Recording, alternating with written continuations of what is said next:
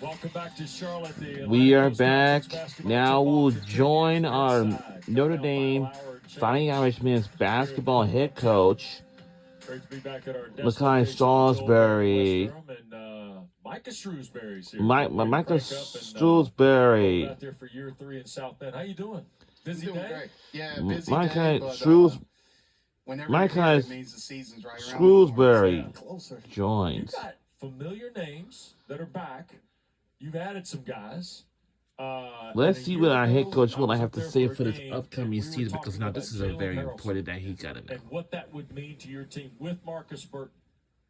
Now that it's happening, you've got practices, you've got scrimmages, all those things in place. Given you've got Braden, you got Sir Muhammad. I mean, you've got some returning guys with collateral in this. What's Harrelson's arrival signal for Notre Dame? Yeah, it's been really fun. I think this year's team is the first group of he's entering his third season as Notre Dame head coach. Yep. He used to be a Penn State head coach from 2021 to 2023, and he used to be a Boston Celtics assistant coach from 2013 to 2019. How do you know he used to be a Penn State head coach from 2021 to 2023 at this very short period of time? And until then, he just became a new head coach at the University of Notre Dame. Jalen gives us that with Marcus, right? Sir Muhammad gives us that. So now we're playing multiple ball handlers at a time. It's allowing us to play a little faster, have multiple guys getting into the paint.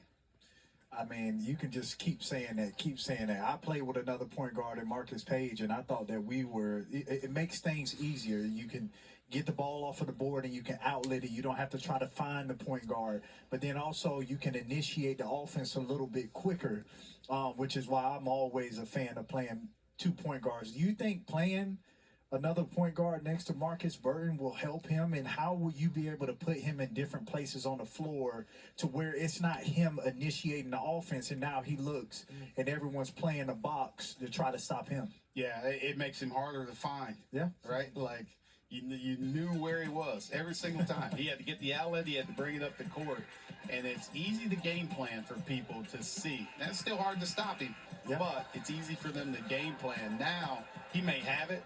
He may have it and kick ahead to somebody and sprint through the other side. He might run ahead and one of those guys start offense. So he's moving around a lot, and it's making it tough for people to kind of get into his body. Yep. We spent so much time the last couple of years. I think Marcus Burton is a fascinating player in this league. His ability to get in traffic, his ability to finish. Now that he has kind of a wing guy with him, what have you challenged him to do to get his game to another level, Micah?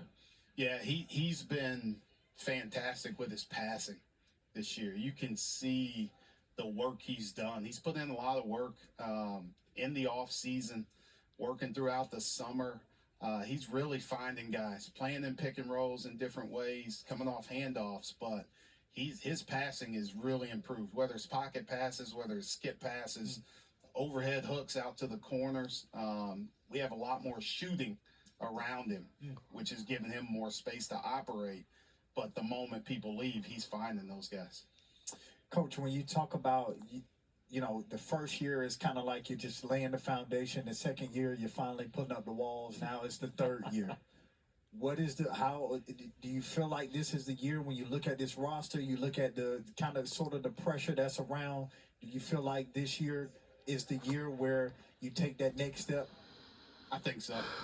So Micah Shrewsberry entering his third season as a Notre Dame head coach. Right? Like, wait a second. Yeah. His second season was a season ago, and the season before, every single day to practice. Right? Like it was entering his first season the season before. How these guys work, how they compete, like all for us is coming together in the right way.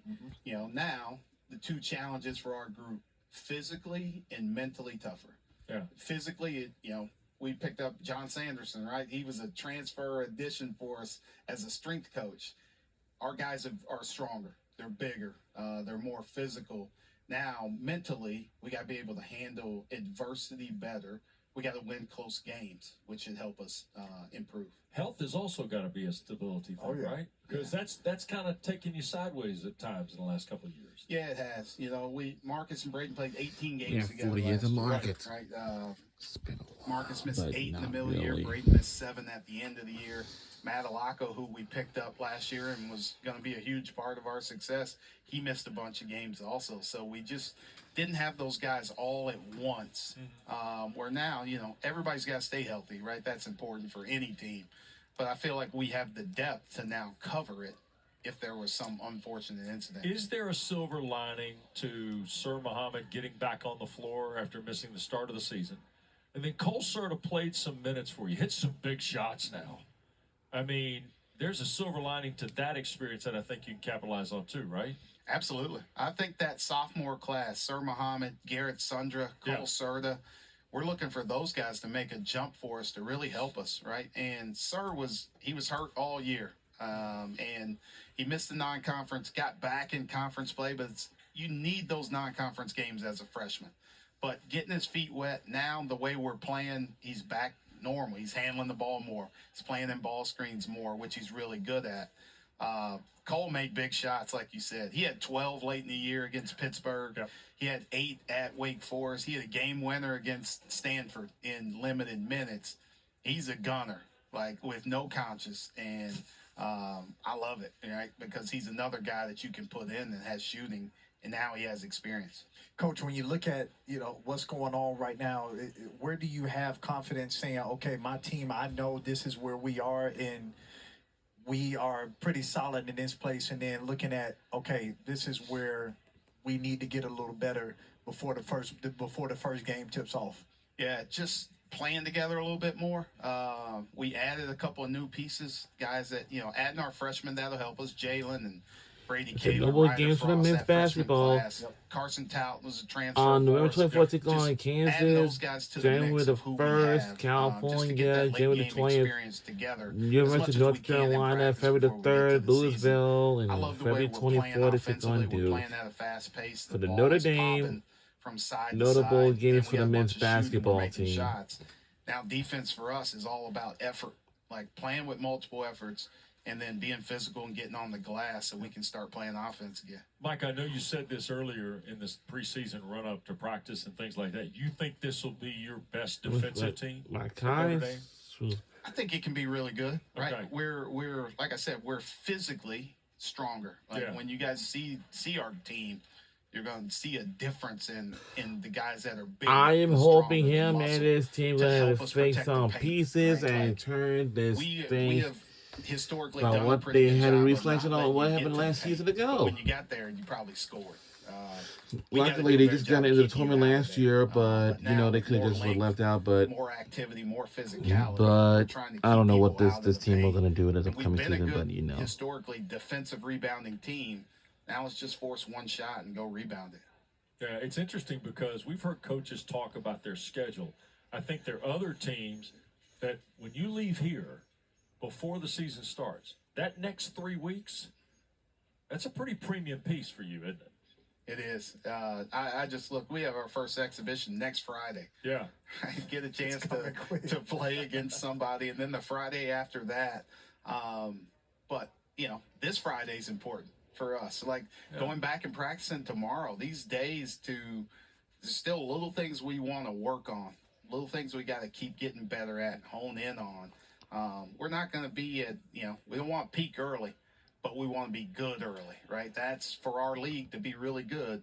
All of us need to hit early in November and December.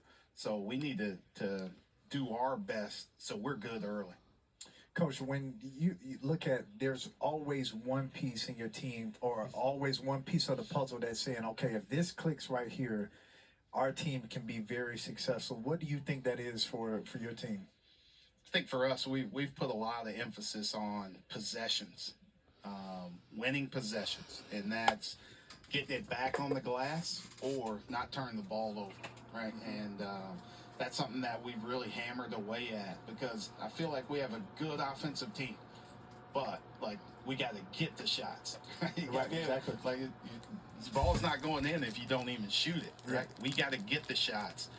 But when we do get shots, we got a chance to go get it back now, right? We got some guys that, like I said, are bigger. Our wings are bigger at 6'7". Jalen's 6'7", 220, right? Like Sir Muhammad's 6'6" and 215 pounds. Those guys are flying in from the wings and rebounding. You know, adding Carson Tout, like, you know, one thing that you know in transfers is rebounding translates everywhere. Sure does. That man goes and gets the basketball when it goes and gets up on the glass. You know, yesterday we spent a few minutes with Hubert Davis, and of course he's going to coach his son this year. Elijah's going to play for him at Chapel Hill. Now you're getting ready to roll through year 3 here with Brayton. Still good? Y'all still good? Yeah. No, we're still good. It's I can't believe it's 2 years are already gone. It's crazy, right?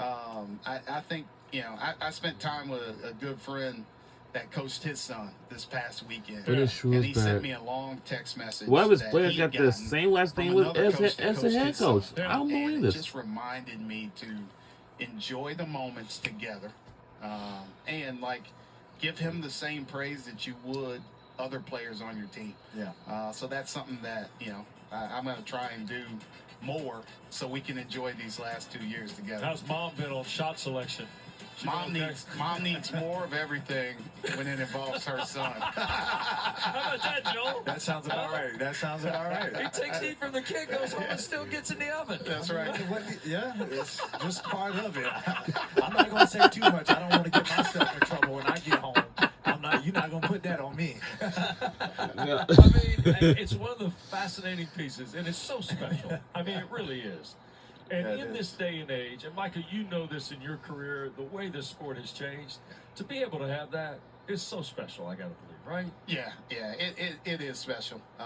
Like I said, like we've gone through some tough seasons together. Yeah. But I know, like, our guys, all of our guys are super invested in what is happening at Notre Dame. But I know that, like, his investment level is a little bit higher than everybody else's, right? There's no, like, things don't go well. Like, he doesn't get to stay at Notre Dame. He got to grow with dad. So, like, we're locked in step for step, man. Wins and losses, he feels those just like the rest of the coaching staff. That is awesome. That is awesome. Yeah, Coach, I mean, just with all that's going on, transfer, the up and downs of the seasons, we've seen some of the press conferences, like, just being real, how's the joy level? Because you got to keep it in, you got to put it in perspective, all that's going on. Oh, absolutely. And, like, I said it in the press conference, like, this is what I signed up for. Yeah. Right? I was in the NBA, and I chose to come back because I wanted to be a part of college basketball. And I'm loving every single moment of this. Like, you still get a chance to mentor kids. You still get a chance to, like, let them have a great student-athlete experience. You still get a chance to coach them and make them better players. And if you do all of that and they still decide to leave, like, you're at peace with what you've done. Right? So there is no bitterness. Like, everybody gets to make choices, right? I made a choice. I left Penn State to come to Notre Dame. Everybody else should have that same choice. Just give your all to these players. Give your all to this program. And then, you know, that's why we've had a lot of guys come back, because they appreciate how we've treated them and what we've done for them. Yeah, well, you've done a terrific job first couple of years. Looking forward to watching this team unfold this year. Thanks. Yeah, great to see you as always. Thank you, guys. Micah Shrewsberry, head coach at Notre Dame. Micah Shrewsberry, Our coverage of the ACC tip-off presented by T. Rowe Price.